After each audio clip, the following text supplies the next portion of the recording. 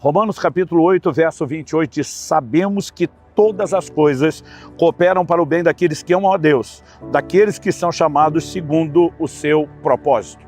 Uma afirmação como esta das Escrituras não tem o propósito de produzir mera informação, mas de gerar em nós convicção. Quando o apóstolo começa dizendo sabemos que, é quase como se ele partisse da premissa, não só fomos informados, mas temos uma convicção que não apenas molda e conforta a nossa maneira de pensar, mas que sustenta a nossa confiança em Deus. Você já deve ter ouvido a frase, Deus está no controle. Os antigos também falavam muito sobre a providência de Deus. Há uma capacidade que Deus tem de gerenciar todas as coisas de maneira que nossa mente jamais conseguirá compreender o que dizer e explicar. Um dos atributos de Deus é a onisciência, Ele conhece todas as coisas. Um desdobramento desse é o que nós chamamos da presciência, a capacidade de conhecer antecipadamente todas as coisas. Imagine você, o desafio de jogar uma partida, por exemplo, de xadrez, com alguém que sabe todos os movimentos que você fará. Deus não é pego de surpresa em absolutamente nada. Não existe circunstâncias, não existe decisões, não existe nada que alguém possa fazer ou imaginar que escape ao controle de Deus. E ainda que Deus tenha nos confiado o poder de escolha, livre-arbítrio, decisão, Ele nunca será pego de surpresa por absolutamente nada. Nós também precisamos entender que Deus tem planos coletivos, não apenas para indivíduos, como Ele conduz todas essas coisas. Algo que eu gosto de chamar de uma santa conspiração, a conspiração divina. Deus tem o poder de fazer com que tudo coopere para o bem. Eu sempre repito que para Deus não há refúgio, tudo é reciclável. No entanto, quando falamos dessa forma, precisamos entender que o fato de Deus ter o poder de reciclar todas as coisas não significa que Ele esteja determinando ou causando todas as coisas. E se nós não tivermos a mentalidade correta do controle de Deus, podemos ir para o outro extremo e acreditar que não temos escolhas e que não influenciamos a condução das circunstâncias ou mesmo do nosso próprio destino. Por outro lado, nem sempre temos a melhor capacidade de fazer escolhas, porque diferente de Deus, não conhecemos antecipadamente todas as coisas.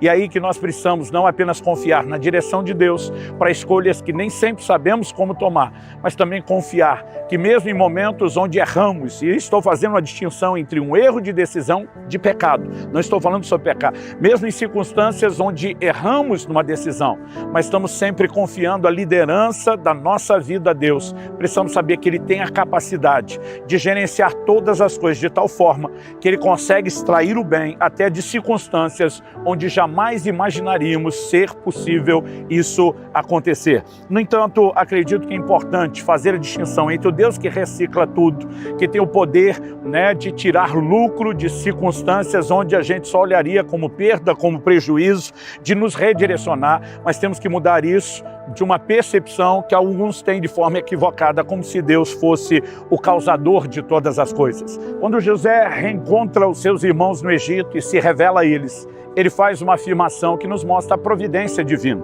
Ele diz no versículo 5 de Gênesis 45, quero ler do 5 até o 8, ele diz, agora, pois, não fiquem tristes nem irritados contra vocês mesmos por terem me vendido para cá, porque foi para a preservação da vida que Deus me enviou adiante de vocês. Observe a frase, Deus me enviou.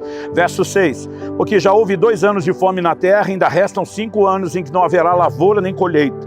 Deus me enviou adiante de vocês para que fosse conservado para vocês um remanescente na terra e para que a vida de vocês fosse salva por meio de um grande livramento. Pela segunda vez ele diz, Deus me enviou.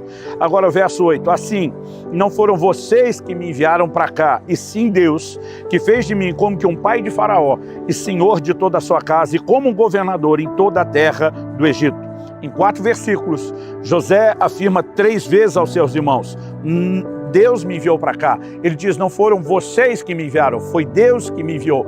Isso significa que quando os irmãos de José acabam decidindo vendê-lo, que eles não fizeram isso por vontade própria, que Deus foi o causador que forçou essa circunstância, que isso não tenha sido decisão deles de modo algum. Nós não podemos presumir isso porque é a Bíblia que explica a Bíblia. Quando Satanás tenta Jesus e distorce uma porção das Escrituras, do Salmo 91, Jesus rebate na hora, também está escrito. E com a frase também está escrito, Jesus está dizendo, o resto das Escrituras não concorda com essa aplicação que você está fazendo de uma parte das Escrituras. Olha o que o mesmo José diz em Gênesis, no capítulo 50, no verso 20, falando aos mesmos irmãos a respeito do mesmo assunto. Ele diz, vocês na verdade planejaram mal contra mim, porém Deus o tornou em bem, para fazer como estão vendo agora, que se conserve a vida de muita gente. Então ele diz, quem planejou mal foi vocês. Deus reciclou, Deus transformou em bem. Ou seja, nós não podemos confundir a capacidade de Deus de reciclar circunstâncias, fazendo dele um causador. Se você pega sozinho a frase, Deus me enviou para cá, não foram vocês que me enviaram. Parece até que os irmãos de José agiram mal porque eram marionetes na mão de Deus e não tinham escolha. Isso não é verdade. Nós precisamos entender que Deus nos deu o direito de escolha, que nossas escolhas geram consequências, mas isso não significa, principalmente dentro do contexto do que Paulo diz, todas as coisas cooperam para o bem daqueles que amam a Deus, que são chamados segundo o seu propósito. Nós que estamos vivendo em amor, devoção, entrega a Deus, rendição a Ele para viver o cumprimento do seu propósito, podemos e precisamos crer que Ele está no controle das nossas vidas e que Ele tem o poder de gerenciar e mudar circunstâncias. Até mesmo circunstâncias que Deus usa para o bem, não significa que Ele queria que acontecesse. A prova disso é que muitas vezes nós vemos circunstâncias onde Deus trouxe advertências para que aquilo não precisasse acontecer. Então, em Atos, no capítulo 27, por exemplo, nós vemos dos versículos 9 a 11, o apóstolo Paulo trazendo uma advertência. Ele havia apelado a César para ser julgado em Roma e agora está sendo transportado num navio com outros prisioneiros sob a guarda de um centurião. E quando eles param em Creta, estão decidindo se vão passar o inverno ali, o que pode não ser seguro, ou se saem direto para a navegação, Paulo diz, senhores, vejo que a viagem vai ser trabalhosa, com dano para o navio, para a carga e para nossas vidas, mas a Bíblia diz que o centurião dava mais ouvido ao piloto do navio, ao dono do navio, do que ao que Paulo dizia. Lá na frente, eles vão passar por um naufrágio e é impressionante o poder que Deus tem de não só trazer livramento, mas também tirar lucro de circunstâncias onde parece só haver prejuízo. Eles vão parar na ilha de Malta, nenhum deles perece. Um anjo de Deus aparece a Paulo antes para garantir que haveria esse nível de livramento, embora o navio e a carga se perderam.